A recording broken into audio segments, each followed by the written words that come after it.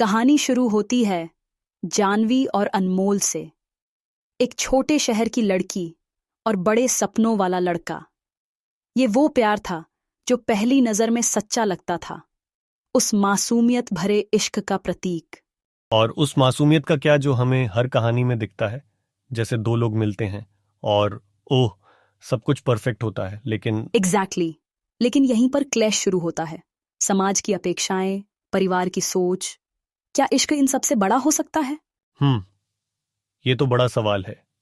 और वही हमने यहाँ देखा ना, वो शुरुआती दौर जहाँ हर चीज सिंपल लगती है, लेकिन धीरे धीरे चीजें बदल जाती हैं।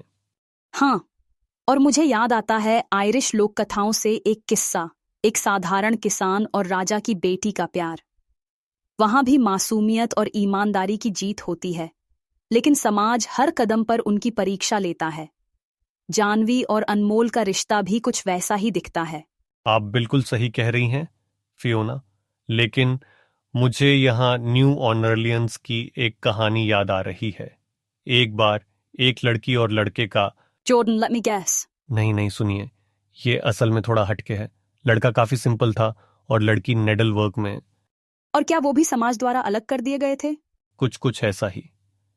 लेकिन मेरा ख्याल है असली रोमांस वही है जहां मुश्किलें हों। जानवी और अनमोल के बीच भी वही सीधी साधी मासूमियत थी, है ना? हाँ, और इसे ही हर इंसान समझना चाहता है।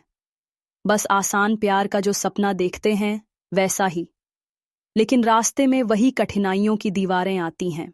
जैसे यहां भी, जहां हमने ये देखा कि प्यार आसान नहीं होता।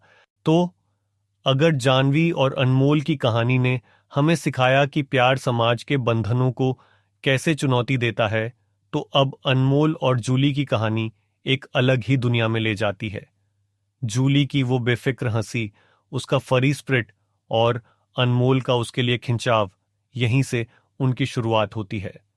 एंड यह बहुत स्वाभाविक है जॉर्डन। अक्सर नई चीजें या जो हमारे लिए अनरिचेबल दिखती हैं, वो हमें ज्यादा आकर्षित करती हैं।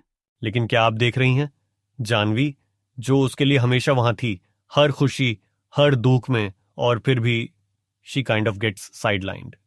यह मुझे एक आयरिश लोक कथा की याद दिलाता है। एक फार्मर और एक फेरी का रिश्ता। वो किसान फेरी की दुनिया में खो जाता है, उसकी चमक दमक में। लेकिन फिर एक वक्त आता है जब उसे अपने पुराने गांव की याद आती है, उसकी सिंप्लिसिटी की। पर फर्क ये है कि यहाँ अनमोल ने वो पल कभी माना ही नहीं। I mean, वो तो पूरी तरह से जूली में ऑब्सेस्ड था। हाँ, और यही